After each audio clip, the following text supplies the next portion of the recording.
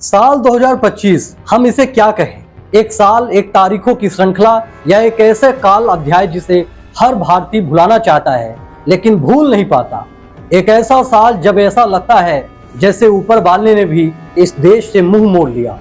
हर सुबह एक नई बुरी खबर आती है, हर शाम एक नया मातम, लोगों के आंसू सूखने से पहले नई चीखें सुनाई देने लगती। जनवरी से जून सिर्फ 6 महीने, लेकिन लगता है कई वर्षों की पीड़ा एक साथ सिमट गई।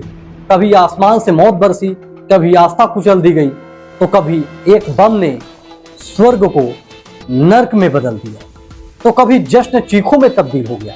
क्या ये सब किस्मत की मार थी या लापरवाही की इंतहा? पहला झटका, प्रयागराज महाकुंभ 29 जनवरी 2025, मौनी अमावस्या। गंगा तट पर आस्था का सैलाब, लाखों लोग पुण्य कमाने गए, मोक्ष पाने पहुंचे थे, लेकिन व्यवस्था की डोर टूट गई, भीड़ बेकाबू हुई और आस्था की जगह लाशें बिछ गई। 100 से ज्यादा लोगों की मौत हो गई। कुंभ कोई अचानक होने वाला कार्यक्रम नहीं था, तारीख तय था, भीड़ तय था, लेकिन फिर भी मौत तय हो गई। क्या ये किस्मत थी या हमारे सिस्टम की नालायकी? ये आप तय करेंगे। और दूसरा झटका, नई दिल्ली रेलवे स्टेशन 15 फरवरी 2025, विशेष ट्रेनों की घोषणा हुई, भीड़ उमड़ी, प्लेटफॉर्म पर भगदड़ मचा, 18 लोग मारे गए, बच्चे, महिलाएं, बुजुर्ग सभी। कुछ पटरी पर गिरे तो कुछ भीड़ ने कुचल दी। 12 साल पहले भी इलाहाबाद स्टेशन पर ऐसा ही हुआ था। क्या हमने उससे कुछ सीखा? नहीं। क्या ये सभी किस्मत थी या फिर वो घिसा पिटा सिस्टम जो हर हादसे के बाद माफी मांगकर खामोश हो जाता है?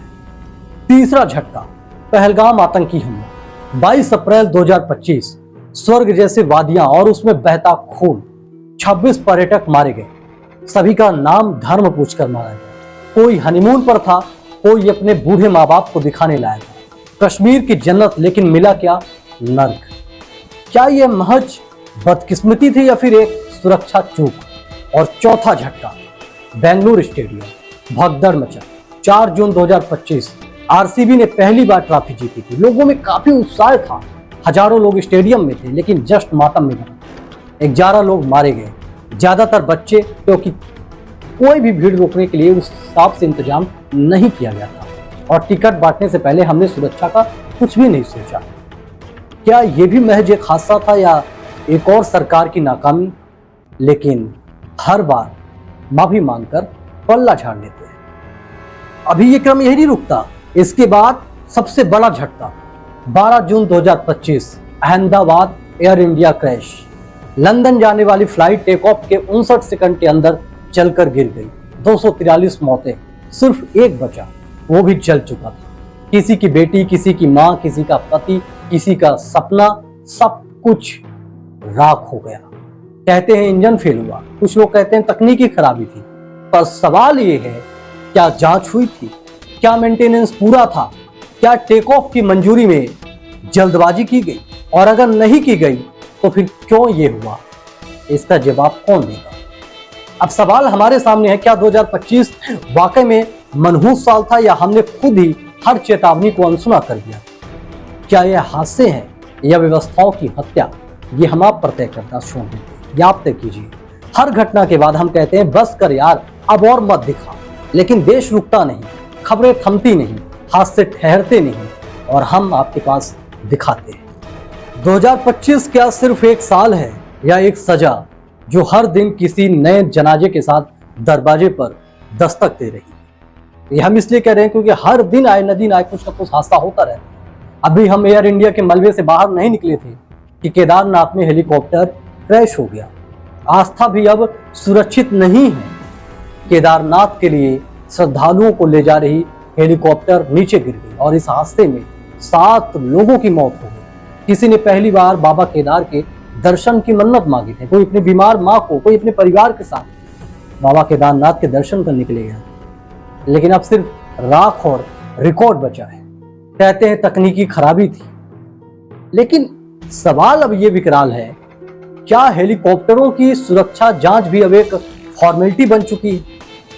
ये बड़ा सवाल है। पूरे पुल हादसा, तस्वीरों की जगह अब मातम है।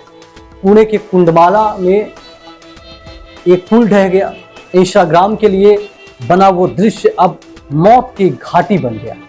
7 लोग मर गए, कई लापता हैं, कोई हनीमून पर था तो कोई कॉलेज ट्रिप पे था, लेकिन अब कोई नहीं। क्या ये महज बारिश का असर था, या फिर पहले से पता था कि पुल कमजोर है, लेकिन इंतजार था कि कोई लाश आए, इसके बाद फिर हम निर्णय लेंगे?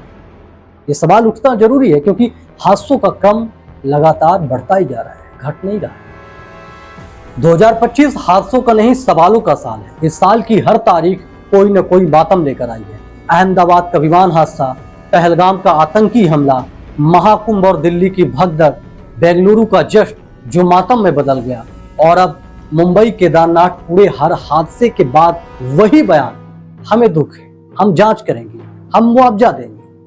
लेकिन कब तक? क्या हर बार जान जाने के बाद हम जागेंगे नहीं? क्या हम सिर्फ इतना ही करेंगे कि मौत को किस्मत कह दें और जिम्मेदारियों से बच जाएं? गलत है। 2025 का आधा साल बीत चुका है और इस आधे साल ने हमें बता दिया है कि यह किस्मत नहीं, सिस्टम का पता है। हर हादसा एक सवाल है, क्या हम मरने के बाद सुधरेंगे या जिंदा रहते हुए सुधरने की हिम्मत करेंगे? ये आप तय कीजिए। बस कर सरकार, बस कर सिस्टम, और ऊपर वाला तू भी थोड़ा रहम कर यार। अब डर लगने लगा है, चलने में, उड़ने में, जीने में भी। इतना डर कि लगता है कि डर डर के ही मर जाएंगे। रहम कर, क्योंकि 2025 अब सिर्फ साल नहीं रहा, ये एक खून से लिखी किताब बन चुका है। हर महीने की स्याही लाल है, हर खबर अब अफसोस है, और हम बस तमाशबीन हैं। यह अगला नंबर हमारा है, ये तय नहीं। अगर आपको वीडियो अच्छी लगी हो तो फिर चैनल को सब्सक्राइब जरूर करें, वीडियो ज़्यादा से ज़्यादा शेयर करें। धन्यवाद। और एक बार सोचिएगा जरूर,